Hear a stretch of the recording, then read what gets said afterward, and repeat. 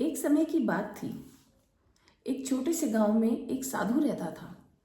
उस साधु की बुद्धि और विनोद प्रियता बहुत दूर दूर तक प्रसिद्ध थी। एक दिन एक लड़का, एक युवा, समय उसका नाम था, वो साधु की झोपड़ी में जाता है और साधु को देख के नमस्कार करता है। कहता है, गुरुजी, मुझे खुशी और सफलता का रहस्य सीखना है। तो गुरुजी कहते हैं, ठीक है, बहुत बढ़िया, लेकिन उसके लिए तुम्हें एक काम करना होगा। समय ने पूरे आदर पूर्वक गुरुजी से बोला कि आप जो कहेंगे वो मैं करूँगा। तो गुरुजी ने बोला कि तुमको बाजार जाना होगा और एक बड़ा सा रसीला तरबूज खरीद के अपने सिर पे रखना होगा और रख के पूरे गांव का एक चक्कर लगाना होगा। लेकिन शर्त ये है कि वो तरबूज तुम्हारे सिर से नहीं गिरना चाहिए।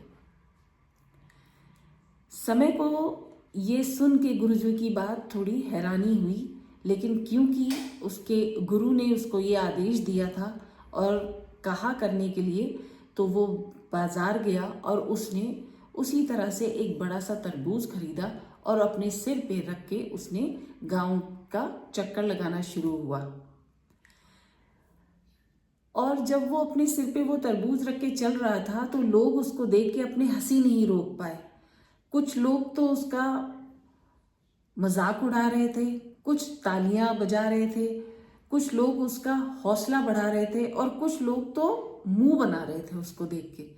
लेकिन गांव के ऊबड़ खाबड़ रास्ते पूरे करते हुए समय ने पूरा गांव का वो चक्कर लगाया और चक्कर लगाने के बाद वो अपने गुरुजी की झोपड़ी पे गया और जाके उसने गुरुजी को बोला और जाके उसने वो तरबूज गुरुजी के चरणों में रखा। समय को ये लगा कि उसके इस उपलब्धि पर गुरुजी उसकी प्रशंसा करेंगे, लेकिन जब उसने गुरुजी की तरफ देखा तो गुरुजी हंसे और उन्होंने अपने आंखों के आंसू पोंछे और बोला, समय, सफलता और खुशी का जो रहस्य है वो बहुत ही सरल है।